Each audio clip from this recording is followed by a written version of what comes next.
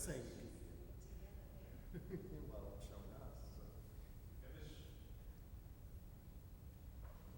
Hi everyone, and welcome to the third and final concert of the Spectrum Chamber Music Society season, a 6 Feet Apart concert. My name is Peggy Graff, and I serve First United Methodist Church of Fort Worth as organist and Associate Director of Music and Worship Arts. Normally, we would have you seated in the audience, but unfortunately, that will have to wait for another time, hopefully next season. However, we are very fortunate to have the technology, cameras, and expertise to bring this concert into your home for you to enjoy. Thanks to our awesome AV crew, Austin Patton and Paul Hughes, and our communications team led by Melinda Smoot. This Spectrum season has been especially wonderful and fun with the creative genius of Dan Seigel.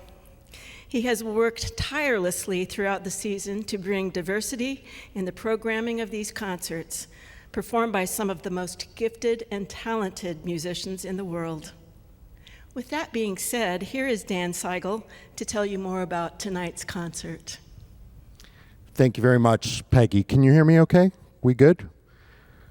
Maybe I'll grab this just to be sure. Can you hear me? There we go. We'll go with this. Thank you very much, Peggy. And I also want to thank everyone here at First United Methodist Church. You guys have been great for all the years that we've been coming to Spectrum, but this takes it to a whole new level. So again, thank you to Austin and Paul and Melinda and of course Peggy and the rest of the staff here. This is obviously a very difficult time. We've got a lot of things going on that are a challenge to us, and now more than ever, the arts and live music are incredibly important, and unfortunately, we can't all be together to enjoy and to lose ourselves in the music. This is hopefully the next best thing, and we hope that you enjoy this concert. Our performers are very excited to play for you, and hopefully this will be the first of more live stream concerts that we can do for you. So tell your friends, sit back, enjoy. Please like and love and send comments on whatever stream you're on if it allows it, because the musicians will eventually be able to see it, and that will be their version, your version of applause for them. So without any further ado, we have interview videos that are going to take place in between the pieces. So we have the first interview piece coming up now. Enjoy the concert.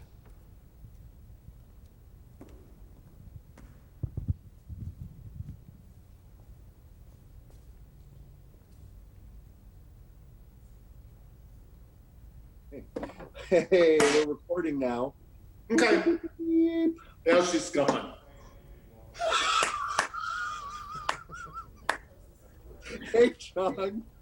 Hey, Chong. Hey, buddy. I'm sweaty. Hi. Oh, God. My face looks like terrible.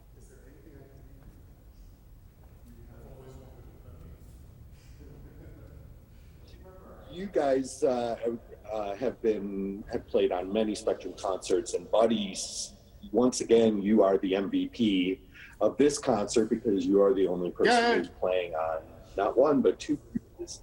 Have you thought about how many times you played the Ravel Sonata and the Brahms Clarinet Trio? I was thinking about that this morning, and it's really interesting to me that the last time I played the Brahms Trio was at the First Methodist Church, where we're playing it on the 1st of June. But the last time I played it was about 23 years ago at the First Methodist Church. But it'll be on the same piano as I played then. And and then the Ravel Sonata I used to play a lot with a concertmaster who was 3 concertmasters ago. Frank Almond was our concertmaster, and I used to play it a lot with him. The thing about the Ravel Sonata, which I really love, is that the Ravel, in the Ravel, the violinist really does have to do most of the work, particularly in the last movement, which is a perpetual motion. And Chong sounds terrific on it. It's fun to watch her play it. Thank you. It's fun to hear her play it. She just sounds great on it. Chong is not much of a self-promoter when it comes to her playing. So we're always just kind of surprised at what a virtuoso violinist she is, but she is one. And she even kept saying, when we were texting about when to get together and rehearse, she just kept saying, oh, I'm so worried about the third movement. I just don't know if I can play it very fast, et cetera, et cetera, et cetera. And then the first time through, she was a firecracker on it. She's going to be awesome on it. Wow. Great. So who Thank needs you. to self-promote when you've got someone else to do it for you? So what are some of the unique challenges to the Ravel Sonata? His approach to violin playing. Is there anything interesting that you want to talk about in terms of technical issues? Because Ravel tends to have a language of his own. I wouldn't call it issues, okay, Dan? But yeah, it's Well, it's issues that you've handled very well. yes. It's actually really, really exciting, and I like to learn new pieces. So this is one of the projects that I appreciate that Buddy would let me play. I have no idea he played with all these other people. So I just said, hey, do you want to play? And he said, sure. Now I feel a little bit pressure, but I'll work on that. So yes, I think mainly he does use a lot of unique technique for violin, which is not usually we use in orchestra. For example, the second movement, which is the most interesting movement, called blues, and as you can imagine, a lot of jazz influence. So a lot of pizzicato for violin, and usually in the orchestra we would do like a one note or a chord. So he had those two kinds in the second movement, and he also had a lot of parts that I have to like do up and down both ways. So it's like a guitar. We use it rarely in the orchestra, but that's a lot of that in the second movement. So the one little place, my favorite, is I have to do the pizzicato and the slide at the same time just to create this jazzy sound. So I've been having fun with that. I don't have time to worry about what Chong is doing. I've got problems enough of my own, just figuring out the piano part. But she sounds terrific. And yes, she does sound great. And Buddy, you sound great too. I know. Yeah. So I'm really looking forward to hearing you guys play. So thank you very much for talking to me, and thanks for playing on Spectrum all these years. It's a pleasure.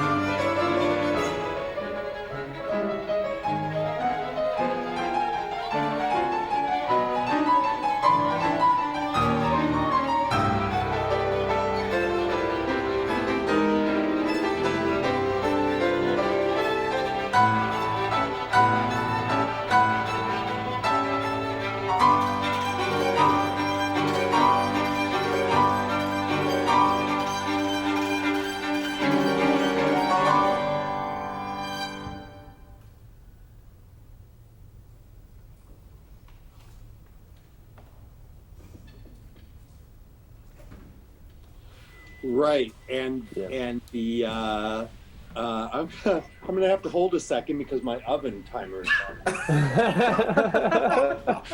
The best part is that on the other two interviews that I've done, I found like a little bloopery kind of thing to put at the beginning. I think we found it.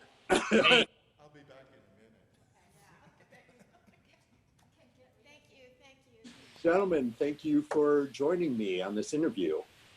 Hey, Thanks for having us. So, Fort Worth Brass, you guys individually have played with each other in different ensembles over the years, but Fort Worth Brass itself is a brand new group. How long have you guys been together? It's 4 weeks, 3 or something 4 like that. weeks. But we've all played with each other in various capacities. I've played with Cody and Reese since high school, so that's been over a decade. Lot of long history ties that go back with everyone. Garrett's the most recent for me, but Garrett's known Cody and Peter a little bit longer. What's it like to play a concert that's, there's nobody there, but yet that there are people listening? Nerve-wracking. I was talking to Jared about that, our tuba player, after.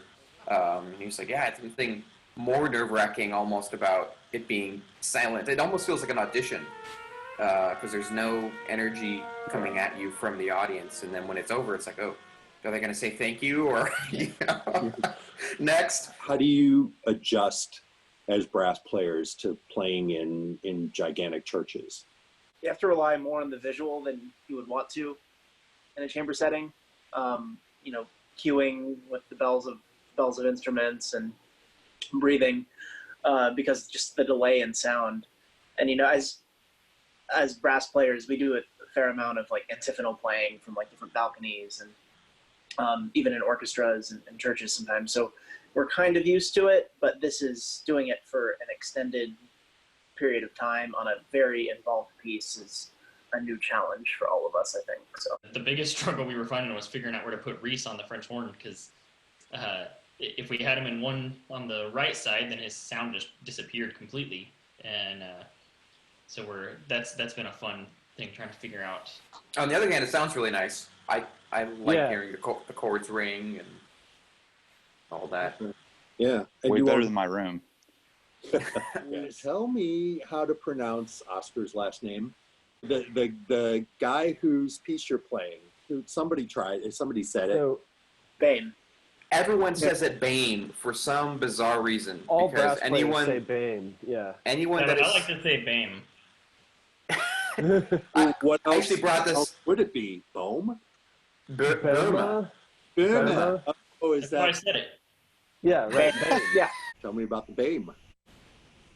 Well, a quick Google search yielded the following information. Webster's dictionary defines. Yeah. He's not a very prolific composer.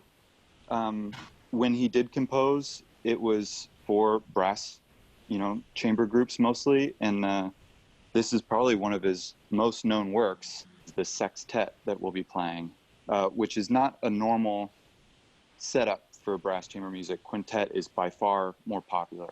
So we have, in this particular group, it's regular brass quintet, 2 trumpets, horn, trombone, tuba, and then we add another trumpet. Basically, in this piece, it's a solo cornet part. So Cody's playing it on cornet, and it's it's very straightforward in the romantic style. I wanted to thank you guys for playing on Spectrum. It's exciting to have a new group, and I'm really looking forward to hearing the piece. And thank you for coming to this interview. I appreciate it. Yeah, thanks. So much for everything you guys do.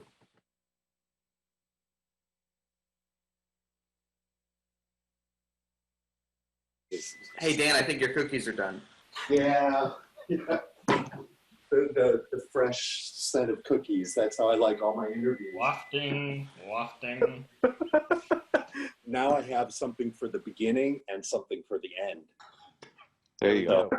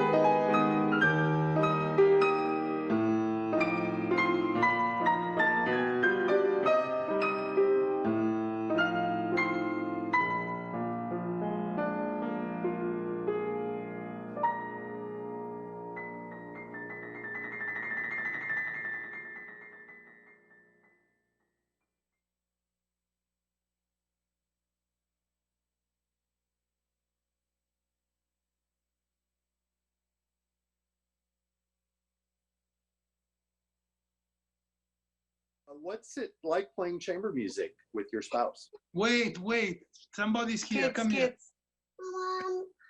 Say hi. Got Olivia. Hi. We are trying to do an interview, but you are stopping us.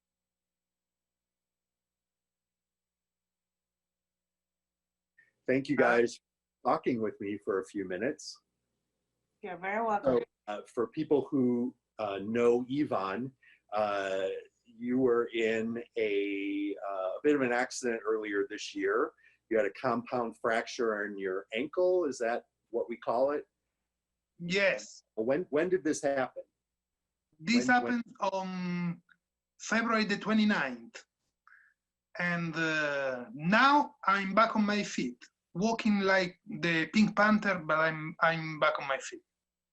Okay, well, that's great. So what's it been like to play nursemaid to your husband? Dan, I barely can take a shower. I shouldn't be laughing because that's not funny. You don't take your shower every day. No, I'm kidding. But yeah, it's terrible. Well, but now that Ivan is up and around, he can help you out with the kids. What is it like to play chamber music with your spouse? I want a lawyer to answer to that. It is awesome because, you know, music is a second language. So you can say all the bad things in one more language that nobody else understands. And he get it all the time. Or phrase on the contrary on purpose.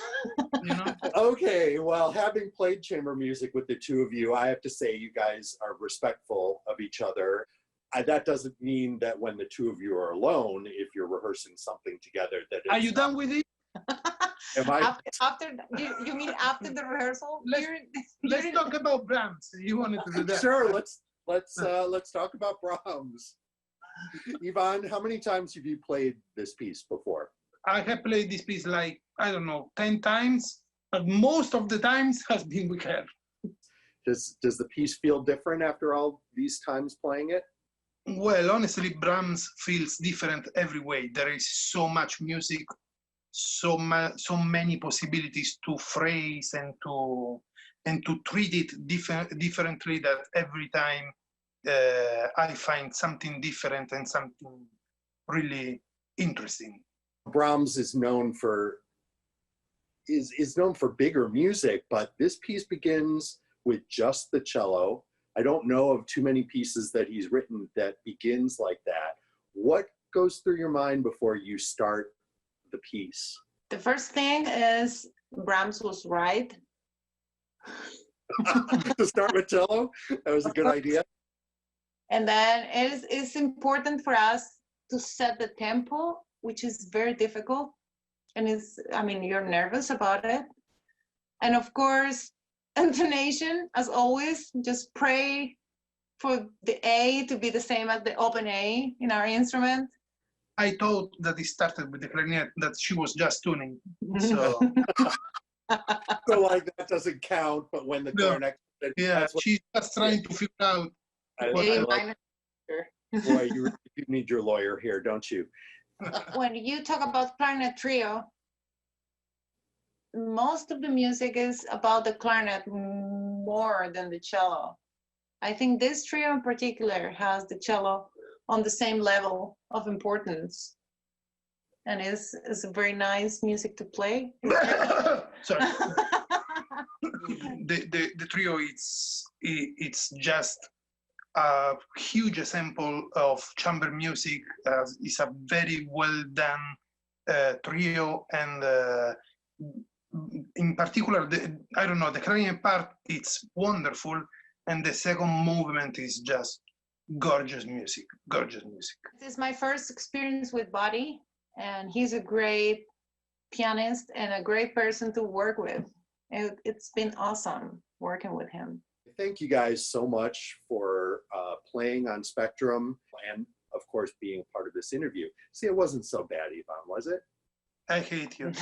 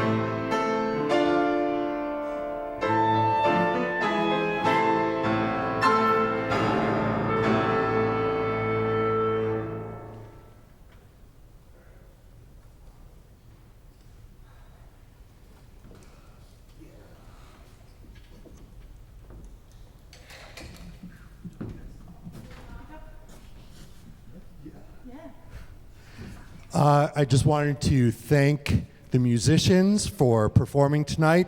Everyone was fantastic.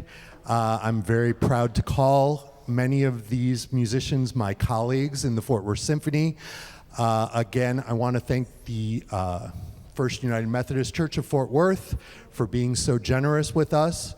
And I'd like to thank you for joining us this evening. And thank you to those who have donated and who will be donating.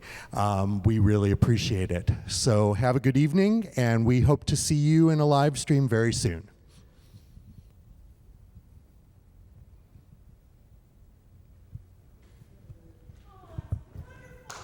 Good job, y'all. Good job.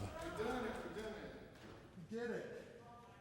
And we did it in 90 minutes from